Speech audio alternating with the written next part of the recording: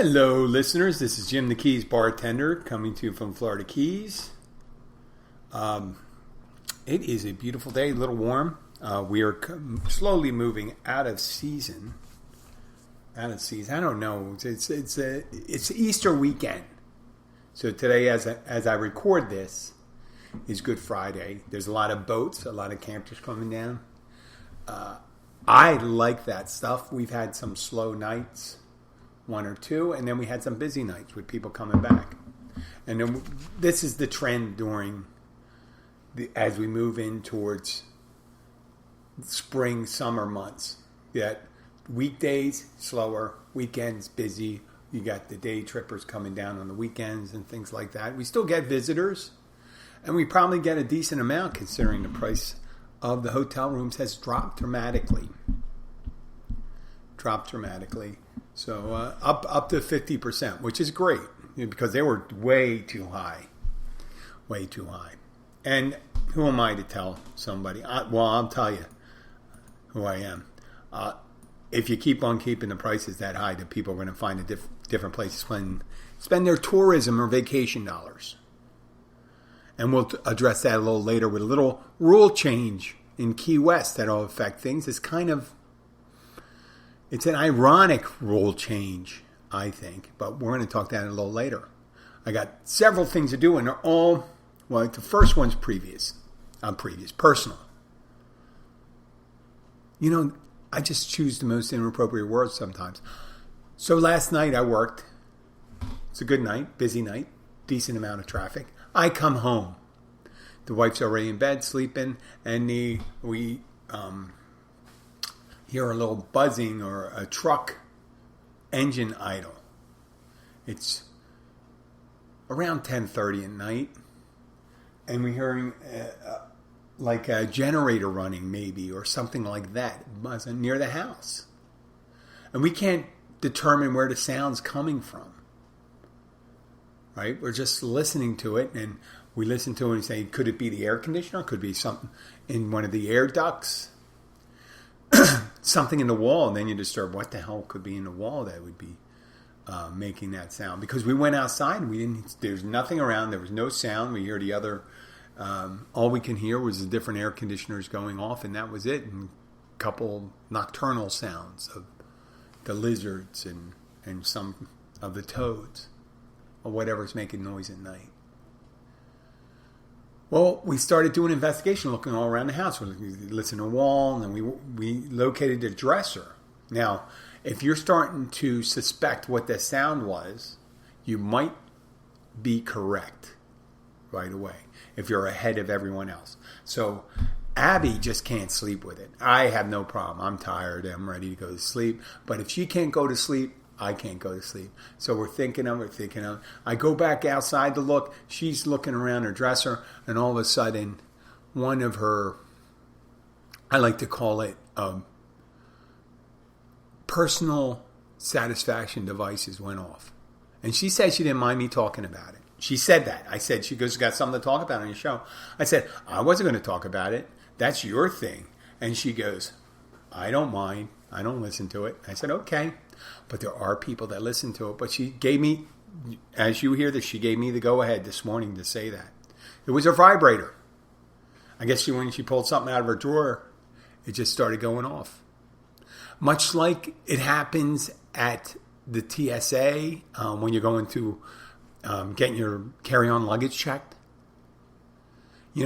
I would suggest, and this is it, take your batteries out. Unless it's one of those rechargeable ones. Take those batteries out. Or tape it off or something like that. Whatever. Keep it from going off because that's where people really start looking for it. So that was fun. We were laughing at it. But it happens. Since it's such a cliche for that to happen on flights.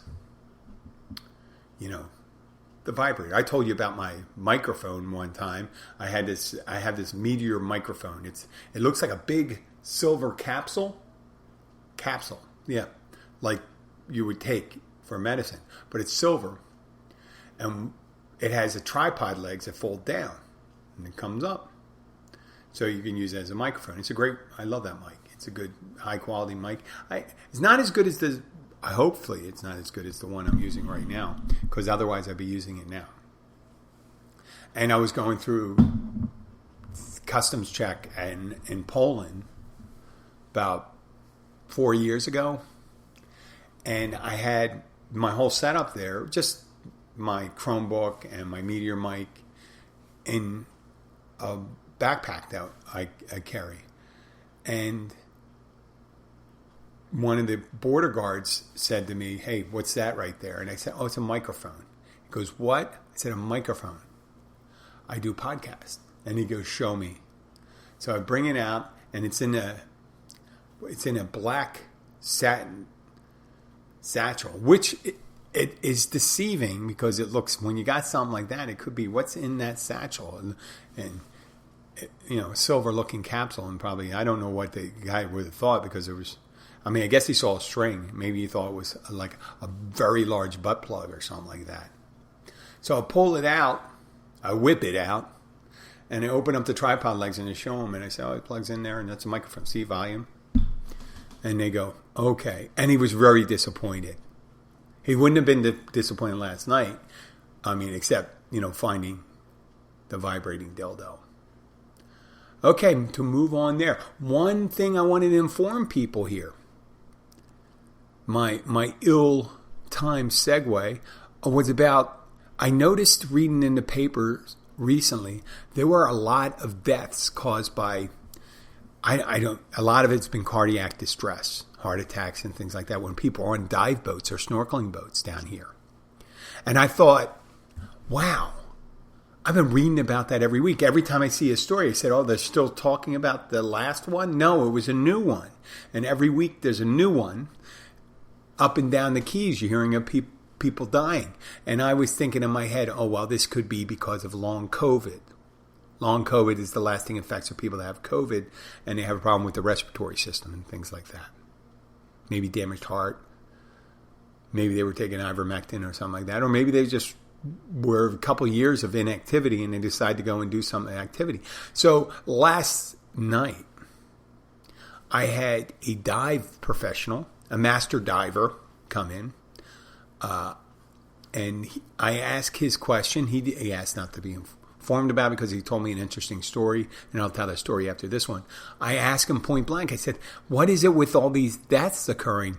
And he says, "It's unusual, to see all these deaths. I remember when I first came down here in 2014 and 15, it was just one of those things you hear every so often, and everyone was shocked when someone dies on a dive boat and stuff like that. But it was once every other month or something like that. It was a isolated incidents, considering the amount of people down here. And usually during the lobster season, you have a lot of people, people dying because of, not necessarily from diving incidents, because they get hit by a boat or something like that when they're going in the water for these lobsters.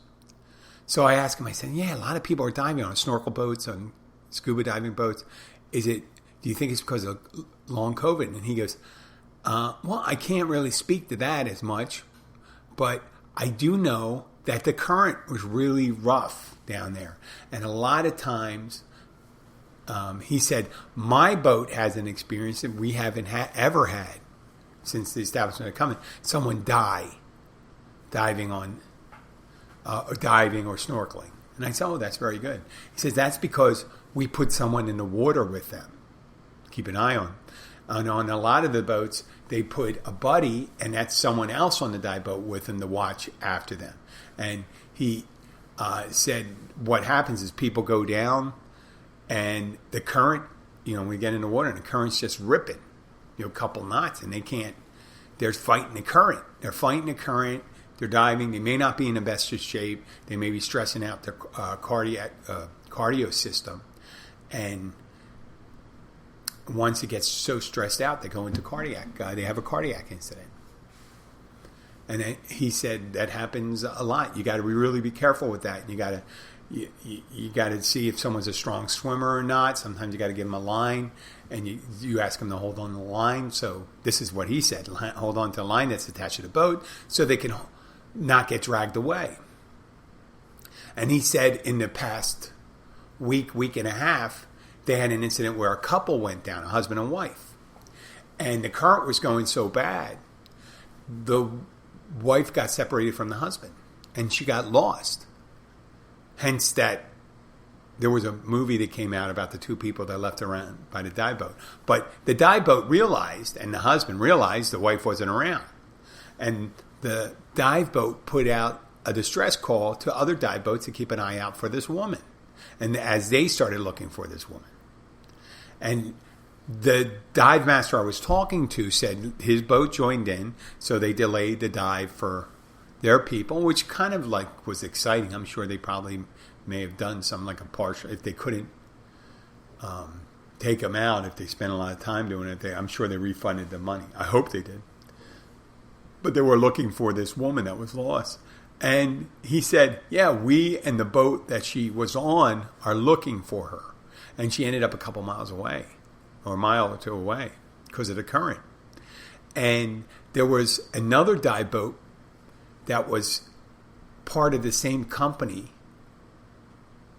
that lost the diver. And that other dive boat was looking around, and it just took off in the middle of their search to take the other people diving. So, yeah, you got to be careful with that stuff. That's kind of bullshit. Okay, so more in line with that. So this guy told me, give me a fresh perspective. I get an idea in my head sometimes, and I got to be careful about letting it imprint without getting all the information. Now, with that being said, when they're talking about currents and fighting the current, I've been in the water where you got to really kick. You know, you get the fins on, and you got to really kick to stay in place. Sometimes I've scraped the bottom poles when we're out at the reef and all that stuff, and it's a lot of work to stay there. You're working out the whole time, not going anywhere because of the current that's just wanting to drag you away from where you are. So be careful when you're down here. Make sure you're in good condition, and if you do find yourself that, just come up, tell them that you're feeling uncomfortable, and get back in the boat. There is, obviously there's a little shame in that because you got a bunch of people, and it could be with someone, but that shame is nothing compared to you being dead. That's so final, isn't it? It's very final. You got to be careful of that. That's what I tell my spin class when they come in. I said, you got to work to your ability. And if you're up to it, follow what I had, my instruction on how hard to work. If you're not up to it, use the opportunity to build up or warm up. It's always good. It's always good to do. Okay, now the big subject of discussion, and mainly my discussion right now, but Key West, and this happened in the last 2 days.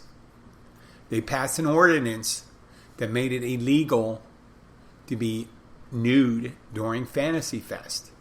And that includes inappropriate body painting, inappropriate costumes, which we'll get to that a little later. So what does that mean to Fantasy Fest? If you don't know what Fantasy Fest is down here in the Florida Keys and Key West, it's mainly a Key West event, it happens right around Halloween. It's a big event. It's kind of like Mardi Gras, but a little nakeder, if that's possible.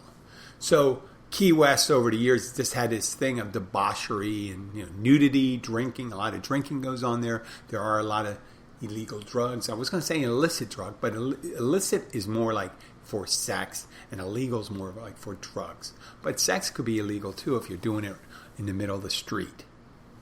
Okay? Keep that in mind. So, at Fantasy Fest, people dress up whatever they want. It's Halloween. You can dress up as a slutty nun, a bat, a coconut, a pirate. They have I think Fantasy Fest week, they might have a Ernest Hemingway lookalike contest. They have a zombie ride. They had a zombie ride. And with all this stuff we've been through in the last couple of years, they reduced the numbers of the events, and they're about to open up again. They want to make it more family friendly. Because every so often, towards the end of October, you see people and they have a family, and they say, well, they stop in and they eat at the Catch. Let's say they stop in and eat at the Catch, and I said, hey, how are you doing? What are you doing down here? Are you going diving? Oh, we're actually going down to Key West. And you go, oh, okay. Well, it's Fantasy Fest. You go, yeah, and all that stuff. And, for little kids, that might be quite a shocker, seeing these things. What they do is body paint. You get a naked body. Sometimes they wear a thong or a bathing suit bottom. But a lot of times with body paint, they're just all naked. All naked, all the way down. Right down to the vajayjay or penis. And at night, they just walk everywhere. And drinking. And it's a night of debauchery. Right? Kind of like Burning Man near the ocean. Except there's no big bonfires and stuff like that. But there's a lot of nudity and body paint and things. And that's just what happens down there. So, the idea here was the powers that be in Key West decided they want to make it more family friendly. Since I'm pretty sure public nudity is illegal in the municipality. But it's more lenient during Fantasy Fest. I think they enforced by codifying it. They made it more like they I guess, empowering the police to be able to find people and stuff like that. I don't know if they're going to arrest people or things like that. So they're trying to make it more family friendly, which I kind of feel two ways about it. I'm not prudish about public nudity and stuff like that, but it's not for everyone. Not everyone is the same cultural tilt I am. Like not having, like the biggest problem I have with nudity is people that shouldn't be naked getting naked. Obviously when a beautiful body's naked, and my body's not the most beautiful, but I don't go naked either all the time. I think I could. I think I could go naked, but I haven't done that. And I'm not much on the body paint and stuff like that. You gotta, oh my God, the amount of washing you have to do at the end of that grease paint all over your body. And forget about it, if you have a lot of body hair. I guess you got to do a Brazilian for that, whether a man or a girl. You guys just got to get that all out because you don't want to get body paint with hair all over. I guess they could do it. And the body paint I think it's mainly done with a spray gun. But they're very artistically inclined. And it's a shame for the people that go down there and make a lot of money doing a body paint. People pay a couple $100 for body paint, their costume. And this law maybe curtail the volume of body paint. Because some people, but then again, I don't know if some people might just say, fuck it, I'll take the fine. But the idea of making it family friendly, that's the part. If nudity, you're saying nudity is a problem, but not public drunkenness? Because a lot more things occur due to public drunkenness than because of the nudity. The nudity is an assault on your sense of propriety. Appropriate, because they use the word appropriate. What is appropriate? It's Easter weekend. What's appropriate for going to Sunday service? What's appropriate clothes? I'm sure down in the Keys, there'll be some people going into church with a bikini top. Just a couple. Is that appropriate? Who's the judge what's appropriate? But when you codify it by putting it's no nudity, then you're saying that's the law. And the thing that's where the judgment call is the costume appropriateness. Appropriateness. I mean, who's the judge on that? Years ago, a bikini was considered, let's say, 80 years ago. 80, maybe 90 years ago. 80 years ago, bikini was probably considered inappropriate. 1942, probably considered inappropriate any place. You could probably get a ticket for that. They say that's nudity. And then after World War II, they started popping up. Or maybe just at the beginning of it. And then you go 20, 30 years earlier, women were practically using full body suits, pretty much what the Iranians use when they go to the beach, except they don't cover up their hair. But they did have the bathing cap on too. So, yeah, I bet if you took an outfit, a bathing suit from 1910, right, it would probably fit within or maybe with the appropriate clothing for a beach wear in Iran or Afghanistan. And times change. Now we seem to be going back on that. But then they're worrying about their children seeing people that are naked. Okay. Now, if you're looking to get more family members to Key West, you say you're worried about the appropriateness of someone walking with body paint down there, but you don't have a problem with them being intoxicated. Because you can end up seeing a penis all sorts of ways. Someone has to take a piss because they drank so much beer. And they do it right in the middle of the street. Your kid is very likely to see a penis down there. Just by people walking down the street. You get a couple hundred people, you're going to see the one person. You see the one boob that's exposed because everyone's looking at it. It's always a big deal. And would Disney be the same? I mean, they got the venues at Disney where they have the resorts and stuff, like where they have bars and stuff like that. And I'm sure people get intoxicated down there. And they probably have a very stringent way of handling it in Disney. But generally, in the Magic Kingdom or in all their theme parks, you don't see a ton of people walking around intoxicated. Now, you may see people intoxicated, but you don't see a mass of people. What you'd see on a regular Saturday night in Key West is a mass of people inebriated. That's the way it is. The later it is, the better. The later it is, the more volume. I say better because I don't do that stuff anymore, but I don't begrudge other people from doing it. It's a playground for adults. It's a playground for adults. It's like Las Vegas. Las Vegas. What if Las Vegas said, well, the showgirls and stuff, they don't want to see all this glitter and stuff like that. You're showing too much legs, too much boob and all this stuff. You're gambling, you're drinking, you're doing two of the vices, but why not nudity? Why not nudity? And is nudity a vice?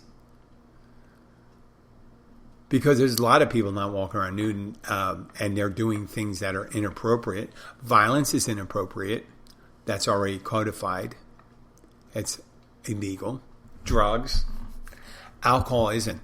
And public drunkenness, I think if you're really bad, they can give you a ticket and arrest you in Key West. But generally on Fantasy Fest, unless you're in a fight or anything like that, you could be virtually falling down.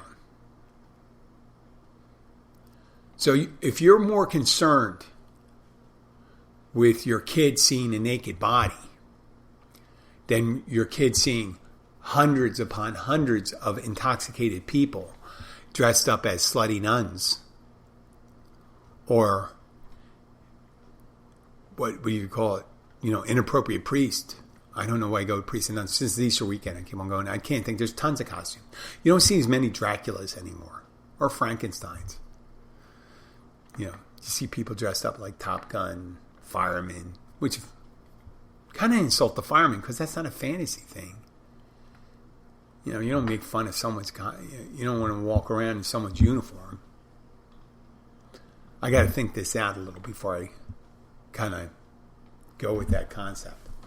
But I don't see how they're able to convert Key West into a family fun place.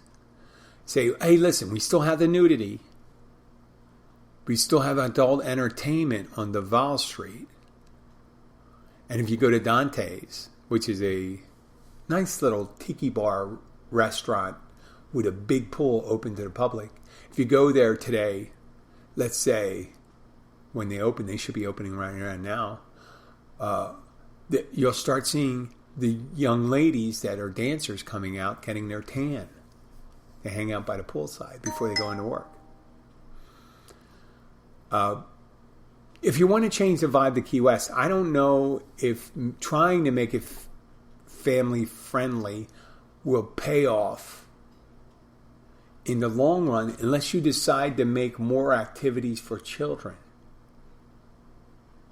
Right?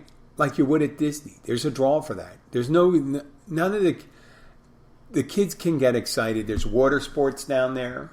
There's boats. It's water sports and boats are the same thing.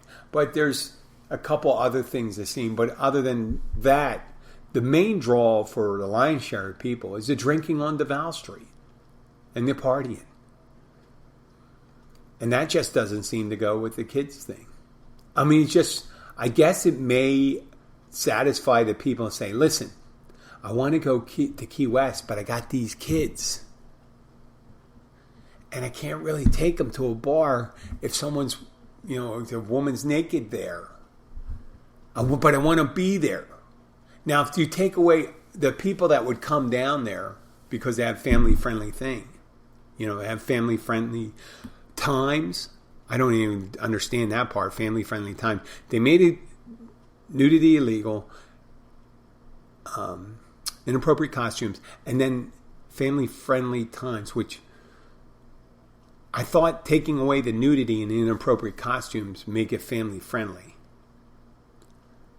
So maybe they'll make it like stipulate after 10 o'clock. But if you ever been down to Key West after 10 o'clock, it just, I guess because of our culture here, the boating culture and the fishing culture. If you're up at 5 a.m. to go fishing, it's really hard to be naked the night before at 2 a.m. And believe me, I've done it. Not going fishing at 5 a.m, but I had to get up early in the morning and I've been drunk at 2 a.m. And I guess drunk and naked a couple times. So we'll see how that pans out. I'm sure there's a lot of places like on Duval Street, like bars, that is saying, no, family is not our thing. This is not what we do. We're a bar and we make most of our money from selling drinks. We're not looking to do, a bunch of grilled cheese sandwiches and mozzarella sticks and stuff for the kids. We want to sell cocktails and beer and wine and whatever stuff like that to someone who's scantily clad. But that's just my opinion. We'll see how that works out. And in the end, I understand the purpose of trying to get the family, but they didn't address one of the other things that keeps families from coming down there, the high price. Who the hell is going to take their kids on vacation to Key West when there's no nudities on Fantasy Fest and you have to guarantee maybe a 5-day rental, and they boost the prices on the rental or hotel rooms, motel rates go up exorbitantly during Fantasy Fest. At least 100%. At least, and I'm not exaggerating. And put that on a 5-day minimum rental. I can't think of a worse place to take your kid. I can't think of a worse place to take your kid at the time as Fantasy Fest. And I'm sorry if that is not maybe what they want to hear and then say, but this guy in Key Largo is saying shit about our rules and stuff like that. Well, hey, listen, I say it, but you're going to experience it. You're going to experience it. You're going to turn people off and say, well, listen, they're going to make it more family friendly. But I'm spending $2,400 for a room for 5 days. You're spending a mortgage payment on a big house on the beach to take your family to a shitty motel room. Yeah. Now you don't get to see naked bodies and stuff like that, but you really can't stare at it when you're doing. But you'll be able to drink. You'll be able to drink whatever amount of drinks you want to have. Well, this is Jim the Keys Bartender. I appreciate you listening today, and I hope you can come back next week and listen. I will talk to you. Have a happy Easter. Don't, what does my friend say? Take it up the keister for Easter. I don't know. That's kind of like a different type of lifestyle, but not my thing. Have a great day, and I'll be back. Bye.